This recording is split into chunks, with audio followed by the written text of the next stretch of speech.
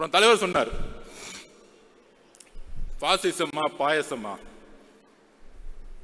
அதுக்கு நான் எக்ஸ்பிளைன் பண்ணிடுறேன். நிறைய பேர் உட்காந்து டிவி டிபேட்ல பேசினாங்க, அது என்ன பாயசம், அவருக்கு வந்து அரசியல் தெரியல. நான் எக்ஸ்பிளைன் பண்றேன். அதுக்கு ஒரு வரலாற்று காரணம் இருக்கு. நேஷனல் பாசிஸ்ட் பார்ட்டி முசோலினி அவர்களால் ஒன்றாம் உலக போருக்கு பிறகு தொடங்கப்பட்ட கட்சி. அந்த கட்சியோட குறிக்கோள் தொழிலாளர்களும் ஏழ்மையும் ஒழித்து ஒரு அரசியல் அதிகாரத்தை மக்களால் உருவாக்குவது. அப்படி உருவாக்கும் பொழுது ஒரு இனவாத அரசியலை அவங்க வந்து கையில் எடுத்தாங்க. அதே இனவாத அரசியலை பிஜேபி எடுத்து தேர்தல் அரசியலை கையில் எடுக்கும் பொழுது அதற்கு தான் அதன் பெயர் பாசிசம் என்று சொன்னோம். பாயசம் சொன்ன உடனே என்ன நினைச்சிட்டாங்கன்னா திமுகலாம், பரவாயில்ல அவர் வந்து நம்மளை வந்து கொஞ்சம் ஸ்வீட்டா தான் திட்டுறாரு, தெரியல இன்னும் அவ்வளவு அரசியல் அறிவு கிடையாது. மூன்றாம் தலைமுறை இல்ல, மூன்றாம் தலைமுறை கொஞ்சம் கம்மியா தான் இருக்கும், அவங்களுக்கு தெரியாது. இவர்கள் எப்படின்னா பாயசம் சொல்லக்கூடாதுன்னு நாசிசம்னு சொன்னோம். அப்பதான் கொஞ்சம் புரியும், ஸ்ட்ரைட்டா ஹிஸ்டரி புரிய வைக்கணும். நாசிசம் எப்படின்னா பாசிசோடைய முசோலினியோடைய ஒருத்தர் பார்த்து வளர்ந்தார் அந்த காலத்துல. அவர் பேர் தான் ஹிட்லர். அவர் தான் வந்து பாசிசம் உருவாக்குனார்.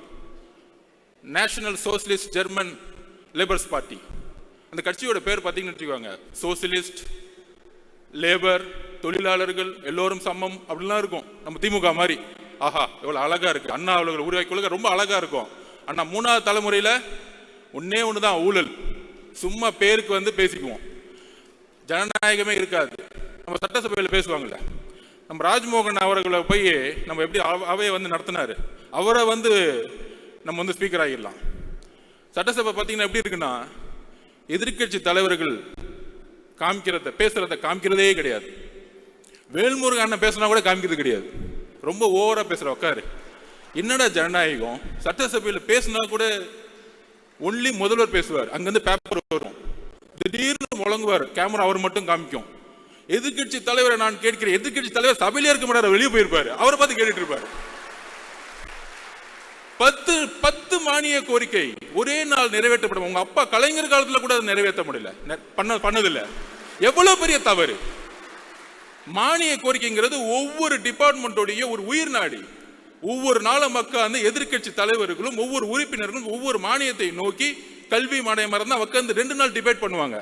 ஆனா இன்னைக்கு எப்படி பிஜேபியோடைய பாராளுமன்றம் நடக்குதோ அங்கேயாச்சும் லைவ் போடுறாங்க, இங்க லைவும் கிடையாது.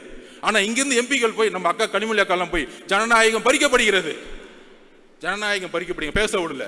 இங்க என்ன நடக்குது? எல்லாரையும் பேச விடுறீங்களா? எத்தனை நாள் சட்டமன்றம் நடக்குது? மக்களுடைய குரல் வலிகளை நீங்கள் வந்து சட்டசபையில நெருக்கணும்னு நினைக்கிறாங்க. அங்கதான் ஜனநாயகம் இல்லை. சட்டசபையிலே ஜனநாயகம் இல்லைன்னா வீதிகளில் எப்படி ஜனநாயகம் இருக்கும்? இங்க ஜனநாயகமே இல்லை. சோ நான் சொல்ல வந்தது என்னன்னா, எப்படி ஹிட்லர் முசோலினி பார்த்து வளர்ந்தாரோ அதே மாதிரி நம்மளுடைய இன்றைய திமுக, அண்ணா இருக்கும்போது திமுக வேற, கொஞ்சம் அடுத்துக்கு அப்புறம் வந்தவங்க வேற. நம்ம கலைஞர் வந்த உடனே கொஞ்சம் குடும்ப திமுகவை மாத்தினாரு, ஒரு 10 குடும்பம் இருக்கும். இப்ப திமுக அப்படின்னா ஒரே குடும்பம், 10 குடும்பம் எல்லாம் கிடையாது, எல்லாரும் கிளம்பு, எல்லாம் ஒரே குடும்பம் தான். என் பையன், அடுத்தது இன்னொருத்தர் இருக்கார், மருமகன், 2 பேர் தான். மித்த 10 குடும்பம். இதுதான் கலைஞர்கிட்ட இருந்தும் இன்னைக்கு இருக்கக்கூடிய முதல்வருக்கும் உள்ள வித்தியாசமே. அங்க வேணாலும் நல்ல அப்பாவா இருக்கிறார், தமிழகத்திற்கு அப்பாவாக நீங்கள் இல்லை, நீங்கள் இல்லை. கள்ளக்குறிச்சியில் 70 பேர் இறந்தாங்க. 70 பேர் இறக்கும் பொழுது நீங்கள் அங்க போகல. ஏன் போல? எதுக்கு போல? கள்ளக்குறிச்சியில் இறந்தவொடனே ஐஏஎஸ் மாத்துறாங்க, ஐபிஎஸ் மாத்துறாங்க. ஒரு வார்டு கவுன்சிலருக்கு நம்ம ஒரு வீடு கட்டினா வந்து நிக்கிறாரு, எனக்கு ஏன்னா கமிஷன் கொடுக்க மாட்டேங்கிற வீடு கட்டுறேன்னு. அப்ப இவ்வளவு பெரிய கலாச்சாரம் காய்ச்சற உங்களுக்கு அந்த துறையோட அமைச்சருக்கு ஒன்னும் தெரியாதான், அங்க இருக்க எம்எல்ஏக்கு ஒன்னும் தெரியாதான், கவுன்சிலருக்கு ஒன்னும் தெரியாதான், ஐஏஎஸ் ஆபீசர் மட்டும் சஸ்பெண்ட். என்ன ஒரு அரசியல்? விசாரணை கமிஷன் என்ன ஆச்சு? 70 பேர் இறந்தாங்க, என்ன ஆச்சு? எல்லாம் க்ளோஸ், ஃபைல் க்ளோஸ். தமிழக மக்கள் மறந்துடுவாங்க, நம்ம 1000 ரூபாய் கொடுத்துட்டா போதும். அப்புறம் சொல்ற மாதிரி டக்குன்னு வந்து பட்ஜெட்டுக்கு அப்புறம் இன்னைக்கு பாத்தீங்கன்னு வச்சுக்குவாங்க, பட்ஜெட்டுக்கு வெளியே ரூன் போட்டுருவாங்க. தமிழ் மேல நேசிக்கிறாங்களாம், பட்ஜெட்டுக்குள்ள ஒண்ணுமே இருக்காது. அதாவது எப்படி வந்து ஒருத்தர் கோடீஸ்வரன் கேட்டா பேரை வந்து கோடீஸ்வரன் பேர் வச்சிருங்க, கோடீஸ்வரன் எல்லாம் அந்த மாதிரிதான் ரூன்னு போட்டுட்டாங்க. பட்ஜெட் வந்து சிறந்து விளங்கிருச்சு. 5 லட்சம் கோடி லோனு, எல்லா லோனையும் மறைச்சாச்சு, ஆனா வளர்ந்துருச்சு. ஸோ இந்த மாதிரி பொய் மீடியா செட்டிங்ஸ், அப்புறம் யூடியூப்ல 20 பேர் செட்டிங்ஸ், எங்க பார்த்தாலும் நம்ம திறந்தோம்னா அப்படியே அப்படியே அவங்க மட்டும்தான் தெரியும். இல்லை நடுவில் நம்ம அண்ணாமலை வந்து திரும்பி டைவெர்ட் பண்ணி விடுவார் நம்மளை திட்டின உடனே. ஆனால் இப்போ அவங்களுக்கு பயம் வந்துருச்சு.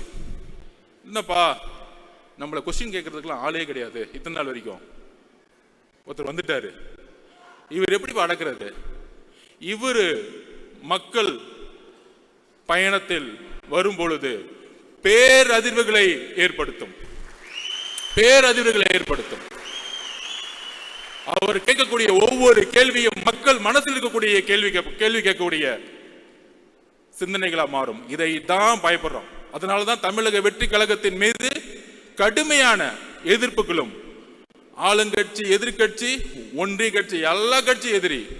நீங்க யார் கூட சேர்ந்தாலும் சரி, சிங்கிளா மெஜாரிட்டியோட எங்களால் ஜெயிக்க முடியும். பாதகம் செய்பவரை கண்டால் நாம் பயம் கொள்ளலாகாது பாப்பா. மோதி மிதித்து விடு பாப்பா, அவர் முகத்தில் உமிழ்ந்து விடு பாப்பா. அண்மை செய்திகளை உடனுக்குடன் தெரிந்து கொள்ள இணைந்திருங்கள் எம் நாடு தொலைக்காட்சியுடன்.